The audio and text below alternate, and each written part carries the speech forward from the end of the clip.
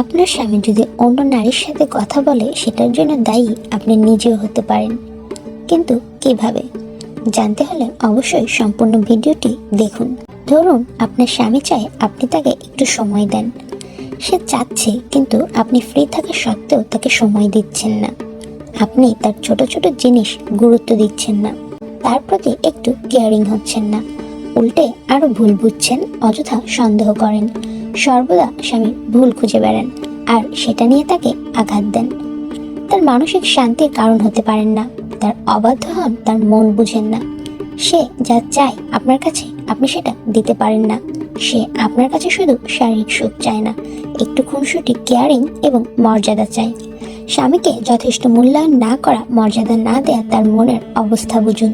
তার ছোট ছোট আবদারগুলো পূরণ করার চেষ্টা করুন, দেখবেন সে আপনার জন্য জীবন উজাড় করে দিবে। অন্যথায় সে শুধু আপনাকে ভালোবেসেই যাবে, কিন্তু সে আপনার কাছে পেল শূন্যতা। তখন তো সে অন্য কোথাও যাবেই। কয়দিন মানুষ সহ্য করে এমন। শারীরিক সুখের চেয়ে মানসিক সুখটা অত্যন্ত গুরুত্বপূর্ণ। এমনটা বলছি না যে শুধু মেয়েরাই দায়ী, ছেলেরাও অবশ্যই দায়ী। আর যেসব পুরুষ ঘরে বউ থাকার পরও পরকীয়া করে তাদের মতো খারাপ আর কেউ নেই এই পৃথিবীতে। সময় থাকতে সাবধান হন আর নিজের কাছের মানুষকে সামলে রাখুন। নিজ থেকে কোনো ভুল ত্রুটি হলে ক্ষমা চেয়ে নেবেন এবং একটি সুন্দর সম্পর্ক বজায় রাখুন। আল্লাহ তাআলা সবাইকে বোঝার তৌফিক দান করুক। আমিন।